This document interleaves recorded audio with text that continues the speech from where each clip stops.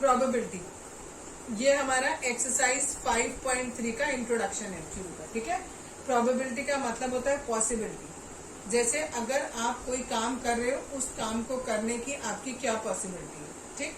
Suppose करो आप ये एक्सरसाइज पढ़ रहे हो, 5.3 करने जा रहे हो, ये क्वेश्चन, ये एक्सरसाइज आपको समझ आएगी कि नहीं आएगी, इसकी क्या होगी, प्रोबेबिलिटी होगी। जरूरी नहीं है आपको समझ आए और जरूरी नहीं है आपको समझ में आ जाए, ठीक है। दोनों चीजें हो सकती है, आ भी सकती है और नहीं भी। तो दैट इज पॉसिबिलिटी, यानी प्रोबेबिलिटी की। प्रोबेबिलिटी का फॉर्मूला होता है, यहाँ पर P और ब्रैकेट में लिखा जाता है E। E मीन्स होता है इवेंट, ठीक है। जैसे मैंने अभी आपको बोला, इट इज इवेंट। जैसे मैंने अभी आपको बोला कि ये एक्सरसाइज आपको समझ आएगी कि नहीं आएगी, तो ये एक्सरसाइज समझ में आना या ना आना, दिस इज कॉल्ड इवेंट, ठीक है। आगे है आपका number of favourable outcomes upon total number of outcomes. Total number of outcome किसे कहते हैं? टोटल नंबर ऑफ आउटकम मतलब है उसकी क्या क्या पॉसिबिलिटीज हो सकती है। जैसे मैंने कहा आपको, हो सकता है ये आपको समझ में आ जाए, हो सकता है ये आपको समझ में ना आए, तो ये दो आपके आउटकम्स होते हैं, ठीक। एक एग्जांपल और लेके बताती हूँ। सपोज आपके पास है एक कॉइन, ठीक। इस कॉइन को आप उछालोगे तो आपके दो आउटकम आ सकते हैं। क्या आ सकता है? या तो हेड आ सकता है या टेल आ सकता है, ठीक। अगर आप किसी एक कॉइन को लेकर उछालते हो, जैसे, ठीक है, केवल उछालना, that is called random experiment. उसको हम क्या बोलते हैं? Random experiment. और जो जो पॉसिबल केसेस होते हैं उनको हम क्या बोलेंगे? आउटकम्स बोलेंगे। अब बात हुई फेवरेबल आउटकम की। फेवरेबल आउटकम का मतलब होता है जो आप चाहते हो, ठीक। जैसे आप अगर कोई सिक्का उछाल रहे हो तो हो सकता है आप चाहते हो कि हेड आए, तो आउटकम जो आपके फेवरेबल आउटकम है वो केवल एक है, दैट इज हेड। और टोटल आउटकम कितने? दो, ठीक। अगर हम इसकी जगह पर एग्जाम्पल लेते हैं डाइस का, ठीक। पहले मैंने लिया कॉइन का एग्जाम्पल। कॉइन में हमारे आउटकम थे हेड एंड टेल, ठीक। अगर हम ले रहे हैं डाइस, ये एक डाइस लिया। इस डाइस में आपको पता है इन पे नंबर्स लिखे होते हैं। सपोज यहाँ 1 है, यहाँ 2 है, यहाँ 3 है, इधर 4 है, नीचे 5 है, पीछे वाले में 6 है। तो आपके पास टोटल आउटकम कितने हैं? 6 आउटकम है, 1 2 3 4 5 and 6।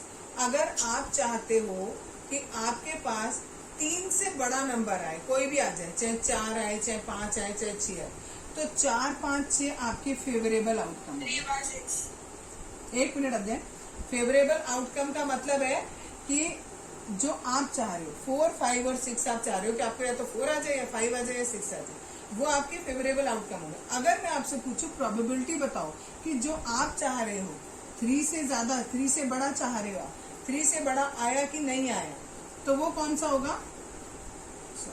Less than mean greater than. 3 से बड़ा आप चाह रहे हो तो आपकी प्रोबेबिलिटी कितनी हो गई? 3 नंबर, 4 5 6, और टोटल थे आपके आउटकम 6, तो यानी आपकी प्रोबेबिलिटी हो गई 1/2। यहाँ प्रोबेबिलिटी में जब आपने 3/6 इक्वल टू 1/2 किया, अगर आप इसे 3/6 लिख दोगे तो ये गलत माना जाएगा। आपको जब ये सिंप्लीफाई हो रहा है तो आपको इसको सिंप्लीफाई करना ही है, ठीक है। अब एक नेक्स्ट चीज बता रही हूँ, that is equally likely outcome.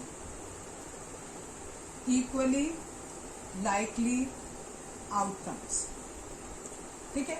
Equally likely outcomes वो होते हैं जिनकी प्रोबेबिलिटी सबकी बराबर, ठीक है। जैसे सपोज करो एक डाइस है आपके पास, उस डाइस में आपको पता है 1 2 3 4 5 6, ये 6 नंबर होते हैं। अगर आप एक बार डाइस को थ्रो करते हो तो अगर आपको 1 लाना है तो प्रोबेबिलिटी कितनी होगी? 1 कितने हैं इसमें? 1, और टोटल आउटकम कितने हैं? 6, तो 1 आने की प्रोबेबिलिटी हो गई 1/6। अगर आपको 2 लाना है, 2 कितने हैं इसमें? एक बार है 1, और टोटल नंबर कितने हैं? 6। सिमिलरली P3 निकालोगे तो 1/6, P4 निकालोगे तो 1/6, P5 निकालोगे तो 1/6, और इवन P6 निकालोगे तो इट इज ऑल्सो 1/6। तो इन सब की प्रोबेबिलिटी क्या है? इक्वल है, दैट इज 1/6। तो ये सारे के सारे इवेंट्स हमारे इक्वली लाइकली आउटकम कहलाए, ठीक है, क्योंकि इनका आउटकम कैसा आ रहा है? सबका इक्वल आ रहा है, ठीक। अच्छा, इसके बाद ये मैंने आपको बताया कि प्रोबेबिलिटी की जो वैल्यू होती है, exercise में sorry, it is example number 3 on page number 86. A bag has 4 red ball हैं and 2 yellow balls. ठीक है. Then a ball is drawn from the bag without looking into the bag. What is the probability of getting a red ball? आपको red ball की probability बतानी है. Total outcome कितने हो गए? ये 4 + 2 मिलाकर हो गए 6. और आपके फेवर में कितने रेड वाले हैं? वो कितनी है? 4 है. तो 4/6 यानी 2/3. तो रेड बॉल आने की प्रोबेबिलिटी हो गई 2/3. आगे उसी में क्वेश्चन पूछा है इट इज मोर और less than getting a yellow ball. अब वो पूछ रहे हैं येलो बॉल की प्रोबेबिलिटी क्या है. ठीक है, येलो बॉल की प्रोबेबिलिटी से ये ज्यादा है या कम है? येलो बॉल की प्रोबेबिलिटी देखो, येलो बॉल टोटल कितनी है 2 और टोटल बॉल्स कितनी है 6. ये हो गया 1/3. अब आपको ये बताना है 2/3 ज्यादा है या नहीं है. तो yes, obviously 2/3 is more than 1/3. That means the probability of the red ball is more than the probability of the yellow ball. Clear? Yes, exercise 5.3 का फर्स्ट क्वेश्चन है. इसमें आपको आउटकम बताने हैं. ये एक स्पिनिंग व्हील दिया हुआ है और इसमें कितने आउटकम है ये आपको बताने हैं. ठीक है, तो दैट इज ABCD. नेक्स्ट है बी पार्ट में आपको इसमें भी आउटकम बताने और बोला है 2 कॉइन एक साथ टॉस कर रहे हो.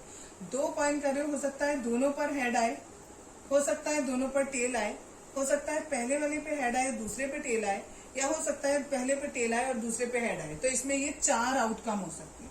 ये पहला, दूसरा, तीसरा, चौथा. एक्सरसाइज 5.3 का 2 का फर्स्ट पार्ट आपको बोला है when a die is thrown list the outcomes of an event of getting a prime number. अगर आपने एक डाइस को उछाला है और आपको प्राइम नंबर लाने की प्रोबेबिलिटी बतानी है. पहले हमने लिखा टोटल आउटकम. टोटल आउटकम आपके कितने हुए? 1 2 3 4 5 एंड 6. फिर यहाँ लिखेंगे नंबर ऑफ फेवरेबल आउटकम. आप कौन कौन से, आपके फेवर में कौन कौन से हैं? आप चाहते हो प्राइम नंबर. इनमें से प्राइम नंबर है 2 3 एंड 5. तो probability of a prime number, sorry यहाँ लिख दो a prime number. Prime number की प्रोबेबिलिटी कितने हुए? 1 2 3 प्राइम है और टोटल है यहाँ पर 6. तो इट इज 1/2. ठीक. सेकेंड पार्ट में हम क्या करेंगे? नॉट अ प्राइम नंबर लिखा है तो पहले लिखेंगे not a prime number. Not a prime number में कौन कौन से प्राइम नहीं है? 1 4 6. फिर यहाँ प्रोबेबिलिटी लिखेंगे नॉट अ प्राइम नंबर. इसमें क्या आ जाएगा? 1 2 3 और डिवाइड करेंगे. टोटल आपके कितने हैं? 6. तो इट इज 1/2. ये भी आएगा हमारा 1/2. इसी का थर्ड और फोर्थ पार्ट देखो. थर्ड पार्ट में आपको दिया हुआ है अ नंबर ग्रेटर देन 5. 5 से बड़ा नंबर चाहिए. 5 से बड़ा कौन हुआ आपके पास? केवल 6 हुआ. ठीक है, आपको क्या चाहिए? 5 से बड़ा चाहिए. 5 से बड़ा हमारे पास केवल एक ही नंबर है.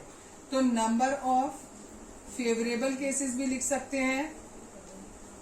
ठीक है, एक हुआ यहाँ पर 6, केवल एक हुआ. ठीक है, अगर आप यहाँ नंबर लिख रहे हो तो 1 लिखो. Number of favourable cases. Number लिख रहे हो तो केवल 1 लिखो क्योंकि आप काउंट कर रहे हो. ठीक है, और वैसे आपका क्या आया? ग्रेटर देन 5 बोला है तो आपने एक लिख दिया 6 और नंबर ऑफ फेवरेबल केसेस हो गए 1. इसकी प्रोबेबिलिटी आप निकालोगे ग्रेटर देन 5 वाले की, तो दैट इज 1/6. फोर्थ पार्ट जो है इसका, फोर्थ पार्ट में आपको दिया है a number not greater than 5. 5 से बड़ा ना हो. Number not greater than 5. तो उसमें हमारे नंबर आएंगे 1 2 3 4 5. 5 भी लेंगे क्योंकि 5 से बड़ा नहीं है, इसलिए हम यहाँ पर 5 भी ऐड करेंगे. और फिर प्रोबेबिलिटी निकालनी है नॉट ग्रेटर देन 5. तो कितना हो जाएगा? ये 5 है और टोटल होते हैं 6.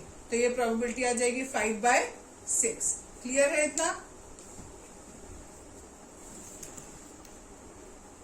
क्वेश्चन 3 में आपको दिया हुआ है फर्स्ट पार्ट है probability of the pointer stopping on D in question 1 का डी पार्ट. 1 के डी पार्ट में ये आपको फिगर दिया हुआ था. इसमें आपको बताना है ये पॉइंटर डी पे आ रहा है, इसकी क्या प्रोबेबिलिटी है. तो डी एक ही जगह पर है तो 1 हो गया और टोटल मिलाकर 5 केसेस हैं तो नीचे 5 हो गया. तो प्रोबेबिलिटी इज 1/5। नेक्स्ट पूछा है आपको सेकंड वाला, probability of getting an S from a well shuffled deck of 52 playing card. Total 52 cards हैं, उसमें से एक एस निकालने की प्रोबेबिलिटी। एस होते हैं हमारे 4, तो प्रोबेबिलिटी हो गई 1/13, इसको काट दिया हमने। नेक्स्ट थर्ड वाला पूछा है probability of getting an red Apple. ये आपको दिया है 4 रेड है और 3 ग्रीन है, आपको रेड की प्रोबेबिलिटी बतानी है, तो 4/7। क्वेश्चन नंबर 4 आपको दिया है, इसमें आपके पास ऐसे नंबर लिखे हुए 10 स्लिप्स हैं, ये सारी की सारी स्लिप्स एक जैसी हैं। अब आपसे पूछा गया है प्रोबेबिलिटी बताओ कि 6 आने की क्या प्रोबेबिलिटी है। 6 इसमें केवल एक बार है और टोटल कार्ड्स हैं आपके 10, तो 1/10 हो गई। लेस देन 6 आने की प्रोबेबिलिटी, लेस देन 6 का मतलब हो गया 1 2 3 4 5 तक आ सकता है, यानी 5 आपके फेवरेबल केसेस हो गए और टोटल 10। सॉल्व करेंगे तो 1/2। नेक्स्ट है ग्रेटर देन 6। ग्रेटर देन 6 बोला है, इक्वल टू नहीं बोला, तो 6 को काउंट नहीं करेंगे। 7 8 9 10 4 नंबर हुए, तो ऊपर 4 और नीचे 10, काट के आएगा 2/5। आगे पूछा है प्रोबेबिलिटी ऑफ 1 डिजिट नंबर। आपके इसमें सारे केवल ये जो 10 है वो केवल 2 डिजिट का है, बाकी सारे 1 डिजिट के हैं, तो 9 नंबर हुए 1 डिजिट के और टोटल है 10, तो इसकी प्रोबेबिलिटी हो गई 9/10। ठीक है। क्वेश्चन नंबर 5 में आपको दिया है कि स्पिनिंग मिल में है जिसमें 3 ग्रीन सेक्टर है, एक ब्लू है, एक रेड है। पहले क्वेश्चन में आपसे पूछा है प्रोबेबिलिटी ऑफ ग्रीन, तो ग्रीन कितने, 1 2 3, तो 3 ऊपर और टोटल है 5, तो 5 नीचे। दूसरे में पूछा है नॉन ब्लू। नॉन ब्लू का मतलब ब्लू ना हो, तो ये ब्लू है, इसको छोड़कर ये सब हो गए, तो ये 4 हो गए, 4/5।